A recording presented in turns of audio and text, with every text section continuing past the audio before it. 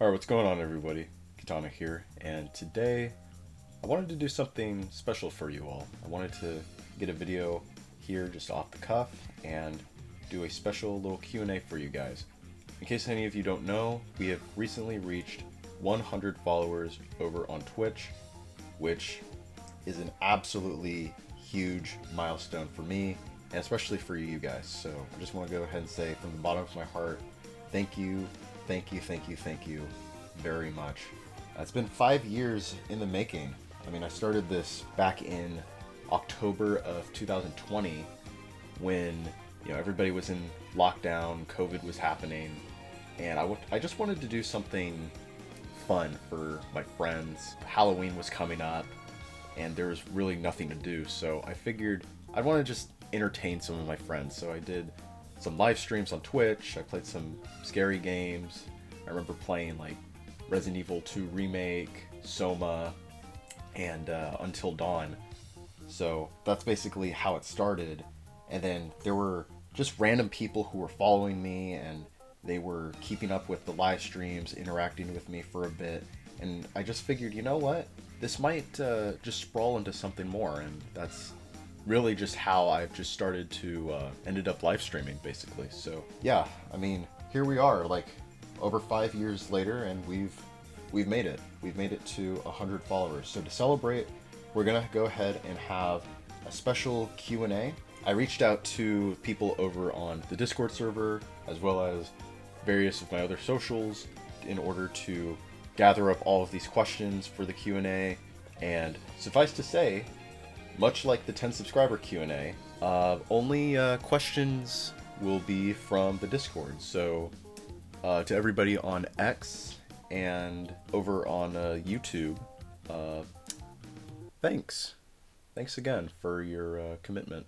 No, but seriously, I mean I appreciate any sort of like support and engagement whatsoever, so I'm not going to hold you guys accountable in any way. So without further ado, let's go ahead and get right into the questions here. So our first question comes from the one, the only Bagman, and he says, hope you've been enjoying your Gundam building so far. Where have you been displaying them? Well, that's actually kind of a funny story. So I got this huge bookshelf about maybe 3 or 4 months ago, and in the top 2 shelves is basically where I've been displaying them all. Now, each of the shelves, they're pretty deep, so I can like shove in as many model figures as I wanted to and all of that. But the issue is that, I want the models to be present. I want people to see each of the Gundams, each of the mobile suits on display. I don't want them to just be shoved in the back and, not be visible. So eventually, if I continue on with this and I get more Gunplas here in the future, yeah, it's gonna be kind of difficult in terms of like where I'm going to display them all. Eventually, they're just going to be scattered at this point, right? I have another bookshelf here, and originally it was where I was displaying my entry grade RX-78 and the high grade Rising Freedom, and maybe I think a few other of my kits as well, like the high grade Strike Freedom and the high grade Aero Rebuild, before I ended up getting my new bookshelf. But yeah, that's pretty much it. That's pretty much where I've been displaying them. Our next question comes from the Bagman, and he says, still practicing that guitar. I recall you had a fancy acoustic sitting around somewhere. Well,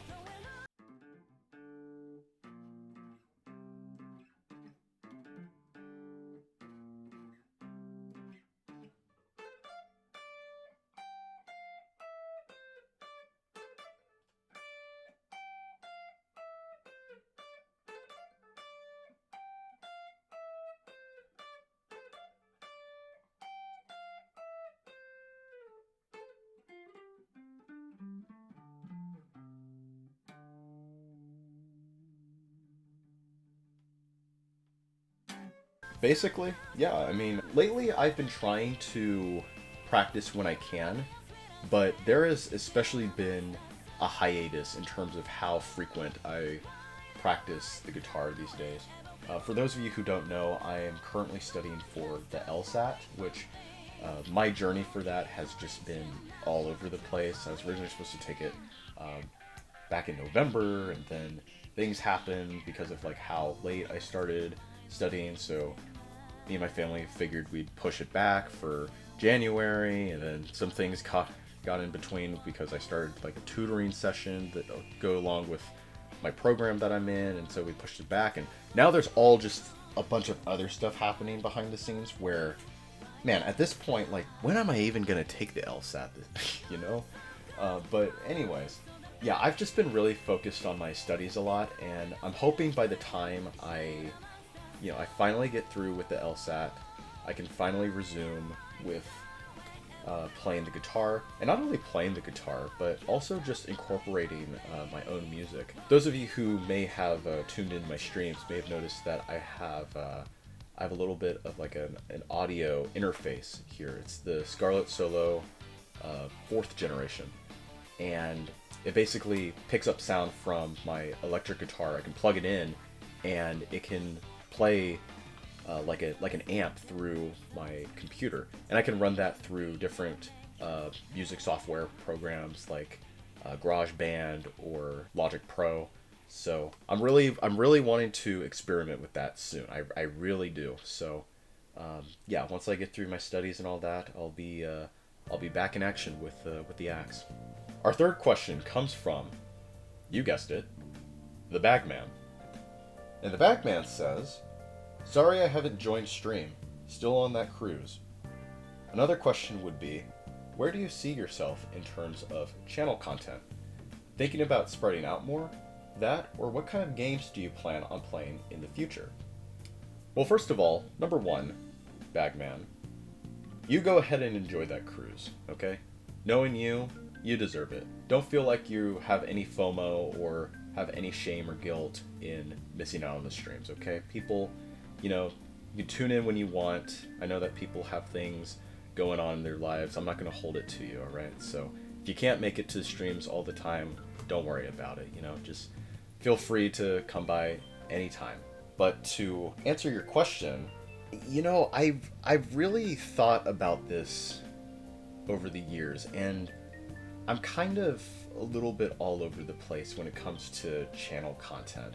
I mean, I do gameplays here and there, and then I do like some React commentary as well. But now that I have all of these things with like the Gunpla builds and all of that, I honestly just think that this is more so of just content of things that I enjoy in general. There isn't like a whole linear one ideal form of content that I've been making, And the truth of the matter is that I also don't want to also overindulge or be too dynamic when it comes to the content I put out, right? Because I think for the most part, the people on Twitch who are following me these days, they probably know me for my Gunpla builds more so than my gameplay or reactive commentary. Versus people on YouTube, you may know me a little bit more for the reactive commentary and maybe a little bit of gameplay as well. So, as far as like what to do with content, I'm gonna go ahead and keep all of those factors in, while at the same time, maybe just keeping in mind what to upload on the main YouTube channel. But the VOD channel will definitely encapsulate everything I do on my streams, whether it be gameplay, whether it be builds or IRL content, or things that, I watch and react on stream with you guys. So, yeah, it's been a question I've been really bouncing back and forth for a few years. And, starting out with YouTube, it can be hard to think about what you do content-wise. So, yeah, I'm not really thinking too broadly about it. So, yeah, I'm just gonna kind of just keep doing what I'm doing and just kind of document my interests and my activities, if that makes any sense. Our next question comes from the Bagman, and he says, "You ever think about doing a dog stream?" So I talk about my dog every now and then on streams whenever she walks into my room, or if there's anything we do throughout the day, and I talk about something that she did. But basically, my dog, her name is Hazel, and she is quite the rowdy bunch. I'll tell you that. There's a reason why I nickname her Stitch, because she is very naughty. She is nosy. All right, she always looks out the window. She's watching everybody's move, and at the same time, she always wants to play. She'll bring you her toys. She'll jump on you, right? She'll bark for you to play. Yeah, she's very lovable. She's been quite a joy here in the house. But to have an IRL stream of just my dog, I don't necessarily know as far as like what to do, because there's two things that I'm kind of wary about, or that I'm just unsure of in terms of content. Because for one, I know there's streamers who, they'll have like a dog cam and they'll show their dog like laying in their bed, or just like walking around. Maybe they have a treat or something. Snizhnayan diplomat, you know what happens if you lay a finger on me, swear. If you strike me, I will make sure. The Batui will make sure that your precious Inazuma...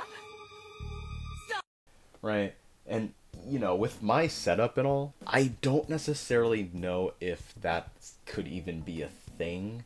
I mean, the only camera that I really have that I use for the IRL content is my phone.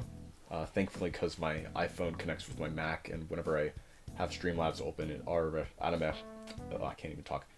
It automatically turns on the camera, so then I can like record anything going on in real time.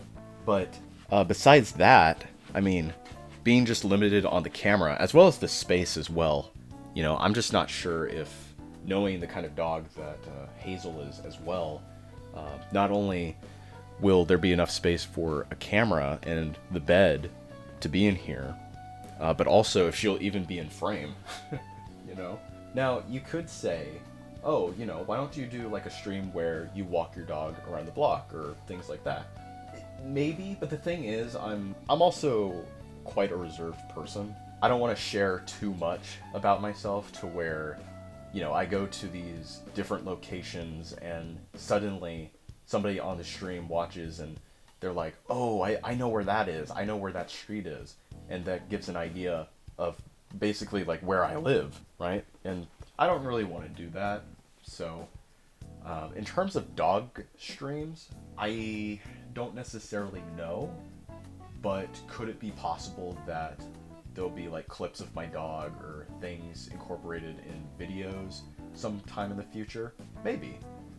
I'll give it a thought. That's very interesting, Bagman. So our next question comes from the Bagman. Oh, no, I'm just kidding. No. Our next question comes from Daigo. Good to see you here, man. And he says, I know we talk a lot in the media and gaming channels, and I just now realized a question that would be cool for the stream Q&A. Would you be down doing a tier list? It could be ranking best to worst on MCU movies, COD games, 2025 films you watched, Fire Emblem games, Marvel Rivals characters, and or Paladins characters, rest in peace, or even Gundam builds. If you are down to do it, just pick one out of any of the choosing. Well, it's funny you mentioned that, Daigo, because the next video I'm working on, which hopefully I get around to uploading here soon, is a tier list of every Gunpla that I built in 2025. Alright? So that video is going to be out after this one, hopefully sometime this week, if not the next week. Basically, hopefully before January ends. So yeah, I'm working on that. And I think the idea of tier lists wouldn't be so much of a bad idea, in terms of COD games, it's been a while since I've played like Modern Warfare 2, 3, Black Ops 2. If I'm ever going to do like a Call of Duty tier list, I don't even know if it would be everything up to date. Like the last Call of Duty game I played was World War II, and that was back in late 2017, early 2018. So, I'm not really sure if it would be mainline. And I skipped a few games as well. Like I didn't play Infinite Warfare or any of the newer titles as well. So, doing a COD tier list might be a little challenging. Maybe maps or weapons from certain games, but definitely not like every game that's come out in the main series. But MCU movies, possibly, that could be an idea. I haven't seen any of the majority of the MCU shows as well, so if I want to include those in, maybe that could be a possibility. Marvel's Rivals characters, that would be really cool. Honestly, I think I just need to play the game a little bit more. I haven't played Rivals in a while, so doing a tier list on the heroes and characters in that game would be fun. Paladins for sure. I mean, all of you who have watched this channel have known that I am a huge fan of Paladins, alright? And it's a shame in the kind of direction that the game has gone. If anything, high-res are their own worst enemy, okay? We did not ask for a revamp of Realm Royale. We didn't ask for Smite 2. At this point, Paladins 2 would be like the best thing for high-res to do, period. But for some reason, they just let a good idea die in the sake of just money, hoping to, cash in on things that will just not work, things we just did not ask for in general. Gunpla builds, again, I addressed that earlier. And in terms of Fire Emblem games, I play Fire Emblem Heroes. I've played Fire Emblem Heroes for almost 9 years now, which is crazy to think about. It's going to be 9 years since that game was launched. But in terms of the mainline games, I'm going to be real with you, okay? And this is ironic because Sakura is my waifu and all of that. I have never played a mainline Fire Emblem game before, alright? So, to think about, Fire Emblem games, I'd have to play them all, or like a good chunk of them to really have an opinion. If I do Fire Emblem Heroes units, oh, fuck, like, there's over 1,000 units now in the game, so don't even bother. But in terms of, like, the actual units that I would want to rank, you all know what's up, okay? So, here you go. Anyways, but yeah, I would be definitely down to do some tier lists, and share them over on the YouTube channel, for sure. And then the Bagman replies and says, "That's actually a good idea. Are you considering playing any of the older Fire Emblem games? I actually want to. I'm not really sure as far as where to play the older games because I don't own a Switch or any sort of Nintendo console to play any of the older games. Besides Game Boy, I mean, I could maybe look on eBay or something for a used copy of like Fire Emblem, Sacred Stones, or any of the games that came out on the GBA. But as far as anywhere else, I could maybe emulate it through Delta, because that's how I've been playing the Mario and Luigi Superstar Saga, which, very nostalgic. I played that sometime last year, and I just had a blast. I haven't finished it yet, but yeah, I think through Delta it would be maybe not a bad idea. And I don't know if I'd really want to, if I'd either stream it or just have like segments of my own gameplay sessions and upload them onto YouTube. You know what I mean? Because anytime I play an RPG or JRPG on stream, on paper it sounds fine because there's always something to do, but at the same time, because of how longing the combat, the leveling up, the power system, all these, these things that these games have where, you're doing more leveling up and enhancements than you are actually doing action in some portions of those games. It can be kind of boring, kind of less engaging to the audience. So I can definitely see how, those kind of games might not cater to certain audiences. But at the same time, I do enjoy those games, and maybe every once in a while, like right now I'm playing Final Fantasy 13, and there hasn't been a whole lot of people showing up for FF13, which is fine. I mean, in terms of viewership, I'm not necessarily that focused on. But yeah, I mean, I think just as a way to get things over on the YouTube channel, I could definitely, get some more gameplay up there, and JRPGs, especially like Fire Emblem, would be a great idea. And it would definitely get me more familiar with the gameplay for each of the titles as well. And then to that, Daigo replied, maybe Path of Radiance. Yeah, maybe. I mean, that would be cool for, test my geometric knowledge on. JK, or if any other of those games are in the Switch online service outside the GameCube ones. Like I said, I don't own like any sort of like Nintendo console at the moment besides like a Game Boy Advance. And actually, I take that back. I even have my DSi as well, but even then, I'm not really sure like how that would go, or even how to record my gameplay through all of that, and I don't want to go through that kind of hassle. So I would much rather just kind of emulate it in any way I can. Like I said, I'm playing, or I have played, Mario and Luigi Superstar Saga off of Delta. That was really fun. I want to go ahead and continue that soon. And another series as well, besides Fire Emblem, that I kind of want to look into is Pokemon. Now, I've said this time and time before on stream, but I never really leaned over to the Pokemon hype growing up. Now, my sister grew up with it, and my cousins grew up with it, and they enjoyed it. But for me, I don't have an issue with Pokemon, really. Like, I don't.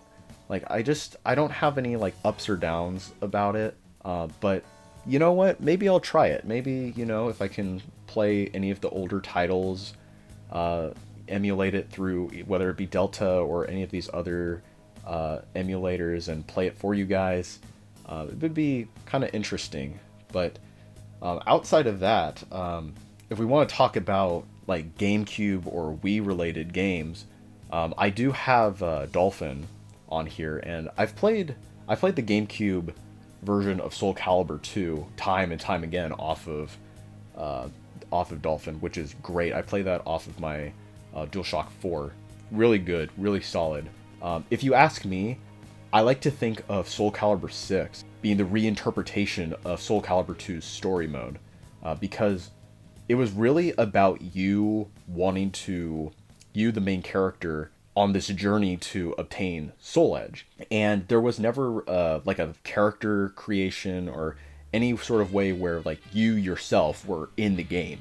You had to pick certain characters or any character you wanted from the main roster to play through the main story. Whereas with Soul Calibur 6, you play as the character you created, right? It's your character's journey. But anyways, that's kind of going off on a tangent. As far as other GameCube games, I once tried playing Metroid Prime on stream, and it did not go so well on a DS4, okay? I'll just be honest with you. So I think if I want to play any other games off of an emulator, I think my best bet would have to be getting some kind of, GameCube controller that plugs in with a USB, or, anything that's remotely similar to the original GameCube controller, because the controls on Metroid Prime, wow, those were clunky and all over the place on the DualShock 4. So, yeah. But anyways, that is going to wrap it up for today's special 100 Twitch followers Q&A. I just want to go ahead and say, again, thank you guys very, very much for sticking by me through all these years. I deeply appreciate it, and I hope to do so much more for you guys, as much as you have done for me. And yeah, like I said, I hope to get more content out over on the YouTube side of things. And this year, I'm really going to try to promote myself a little bit more. I do such a terrible job on my socials as far as like promoting my streams, my content, getting clips out, and it's really difficult. I'm a one-man show. I haven't really found the time to edit videos and do things to really post them online or social media. If anything, I really just take the raw, unedited footage of my streams and just upload them on the VODs. So you know, I can only do what I can. But with all that being said, again, thank you guys very much for watching. And yeah, until next time, I hope you all have a wonderful rest of your day or night. And I will see you all on the next one. Take care, guys. Later.